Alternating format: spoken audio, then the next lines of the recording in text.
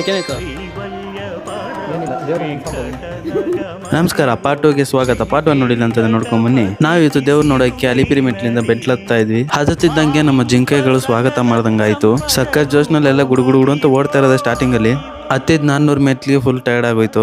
ಯಾವತ್ತು ನಾರ್ಮಲ್ ಆಗಿ ಹತ್ಬೇಕು, ನಾವು ಫುಲ್ ಜೋಶಲ್ಲಿ ಹತ್ತಿದ ತಕ್ಷಣ ಫುಲ್ ಟೈರ್ಡ್ ಆಗೋಯ್ತು. ಒಂದೊಂದು ದಿಕ್ಕಲ್ಲಿ ಒಬ್ಬೊಬ್ರು ರೆಸ್ಟ್ ತಗೊಂತ ಕೂತಿದ್ರು. ದೂರ ಹತ್ತೋದು ಸ್ವಲ್ಪ ದೂರ ಟೈರ್ಡ್ ಆಗೋದು. ಹಂಗೆ ಜ್ಯೂಸ್ ಗೀಸ್ ಏನೋ ಕುಡ್ಕೊಂಡು ಸ್ವಲ್ಪ ಬಾಡಿ ಎನರ್ಜಿ ಮಾಡ್ಕೊಂಡು ಡಿಹೈಡ್ರೇಟ್ ಆಗ್ದಿರ ನಡ್ಕೊಂಡು ಹೋಗ್ತಾ ಇರೋದೆ. ತಮ್ಮನಂತೂ ಹಿಡಿಯಕ್ಕೆ ಆಗಿಲ್ಲ. 1,350 ಹತ್ತಿದ್ವಿ. ಫುಲ್ ಇನ್ನ ರಸ ಚತಿ ಅರ್ಕ ಏನಾಯ್ತು? ಏನಿಲ್ಲ, ದೇವ್ರ ನೆನ್ಸ್ಕೊಂಡ್ ಹೋಗಿನಿ. ನಾವೆಷ್ಟೇ ಕಷ್ಟಪಟ್ಟು ಹತ್ತಿದ್ರು ಕೂಡ ನಮ್ ಕೈ ಕಾಲು ನೋವಂತೂ ಜಾಸ್ತಿ ಆಗೋದಿಲ್ಲ. ನಮ್ಮ ತಿರುಪತಿ ತಿಮ್ಮಪ್ಪನ ಮಹಿಮೆ ಹಾಗೆ. ಈ ಗೋಪುರ ಹೆಸರು ಗಾಲಿ ಗೋಪುರ ಅಂತ. ಎಷ್ಟು ಮಸ್ತಾಗಿ ಗಾಳಿ ಬೀಸ್ತಾ ಇದೆ ಅಂತಂದ್ರೆ ನಾವು ಎಕ್ಸ್ಪೆಕ್ಟೇ ಮಾಡಿಲ್ಲ. ಇದಕ್ಕೆ ಅಂತ ಅನ್ಸುತ್ತೆ ಗಾಲಿ ಗೋಪುರ ಅಂತ ಇಟ್ಟಿರೋದು. ಹಂಗೆ ನಾವು ನೀರು ಕುಡ್ಕೊಂಡು ಹೋಗ್ತಾ ಇದ್ದಂಗೆ ಒಂದು ಮಿಡಿಲ್ ಆಫ್ ದ ರೋಡ್ ಬರುತ್ತೆ. ಇದ್ರ ನೆಕ್ಸ್ಟ್ ಒಂದು ತಾರ್ ರೋಡ್ ತರ ಬರುತ್ತೆ. ಇದಕ್ಕೆ ಮುಂಚೆ ತುಂಬಾ ಸ್ಟಾಲ್ಸ್ ಇರ್ತವೆ. ಅಲ್ಲಿ ನಮ್ಗೆ ಏನ್ ಬೇಕಾ ತಗೊಂಡು ತಿಂತಾ ಇರ್ಬೋದು. ಕಾಲ್ ಭಾಗ ಅರ್ಧ ಭಾಗ ಇರುತ್ತೆ. ಮೇನ್ ರೋಡ್ ಫುಲ್ಲು ಅದಾದ್ಮೇಲೆ ನಡ್ಕೊಂಡು ಮತ್ತೆ ಮೆಟ್ಲು ಬರ್ತದೆ. ಮೆಟ್ಲಿಗೆ ಹೋಗ್ಬೇಕು. ಏನೇ ಹೇಳಿ, ಟ್ರೆಕ್ಕಿಂಗ್ ಎಲ್ಲ ಹೋಗೋದೇ ಒಂಥರ ಡಿಫ್ರೆಂಟ್ ಫೀಲು. ಡಿಫ್ರೆಂಟ್ ಅನಿಮಲ್ಸ್ನ ನೋಡ್ಕೊಂಡು ಮಸ್ತಾಗಿ ಎಂಜಾಯ್ ಮಾಡ್ಕೊಂಡು ಹೋಗ್ಬೋದು. ತಿರುಪತಿಗೆ ಹೋಗಿದ್ರೆ ನಿಮ್ಮ ಮಾತು ಕಮೆಂಟ್ನಲ್ಲಿ ಹಾಕಿ. ನೆಕ್ಸ್ಟ್ ಪಾರ್ಟ್ 3 ನಲ್ಲಿ ಸಿಗೋಣ.